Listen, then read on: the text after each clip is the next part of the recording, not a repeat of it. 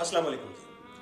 Corona virus ने इस वक्त जाहिर है पूरी दुनिया को अपनी लपेट में ले लिया है। एक उफ्ताद तो ये है, एक उफ्ताद और है कि वो गरीब तबका, वो मजदूर तबका, वो डेली वेजर्स, वो जॉब करने वाले जो बेचारे रोज जाते थे, रोज मेहनत करते थे, रोज कमाते थे और रोज खाते थे और 2 वक्त की रोटी उनके लिए हासिल करना बहुत मुश्किल होता था।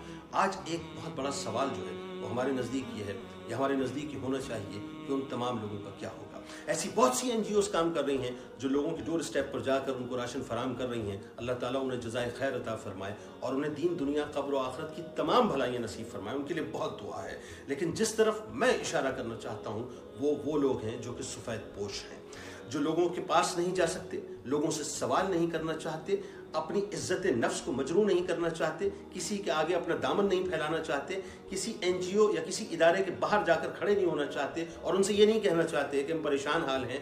वो सफ़ेद पोश लोग इस वक्त अपने घरों में बैठ के कसमसा रहे हैं, अपने आंसुओं को बहा रहे हैं, अपने रब को पुकार रहे हैं और बस पुकार के सिर्फ एक ही गुजारिश कर रहे हैं कि या अल्लाह तेरा कोई बंदा आए और आकर हमें 2 वक्त की रोटी देकर चला जाए। लिहाजा ऐसे लोगों को तलाश करें जो सफ़ेद पोश लोग हैं और जो आपसे आकर सवाल नहीं कर रहे। वो चेहरे आपको नजर आ जाएंगे, वो लोग आपको नजर आ जाएंगे। उनके घरों पर जाएं, इंतहाई विकार एहतराम के साथ, मोहब्बत के साथ, अल्लाह की दी हुई अमानत, क्योंकि अल्लाह की अमानत है ना ये पैसा, तो अल्लाह की दी हुई अमानत को उनके पास लेकर जाएं, उनको जाकर राशन पेश करें, कुछ रकम उनको दें और इस यकीन के साथ दें कि परवरदिगार तूने हमें अमीन बनाया था, हमने तेरी अमानत को, तेरे बंदों को लौटा दिया है। इसके साथ साथ एक और बात जिसका मैं खास तौर पर जिक्र करना चाहता हूँ, सादात कराम के बारे में बात करना चाहता हूँ, सैयद ज़ादों के बारे में बात करना चाहता हूँ। जो सादात कराम हैं, जो सैयद घराने हैं, वो तो जाहिर है बाहर नहीं आएंगे, हमें उनके पास जाना है और ये हमारी गर्ज भी होनी चाहिए। इसलिए भी होनी चाहिए कि ये तो आले रसूल सल्लल्लाहु अलैहि वसल्लम है।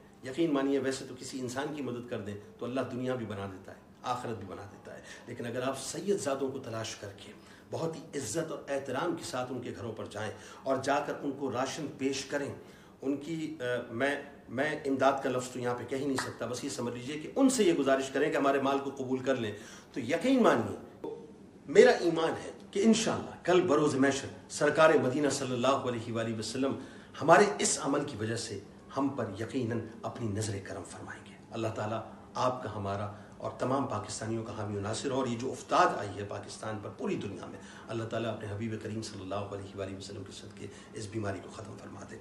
अगर अभी तक आपने मेरे इस चैनल को सब्सक्राइब नहीं किया तो फ़ौरन सब्सक्राइब के बटन को क्लिक कर लीजिए, बेल आइकॉन को क्लिक कर लीजिए ताकि मेरी लेटेस्ट वीडियोस आप तक पहुंचती रहें और इस पैगाम को आम कीजिए ताकि ज़्यादा से ज़्यादा हम लोगों की खिदमत कर सकें और उनकी दाद रसी कर सकें।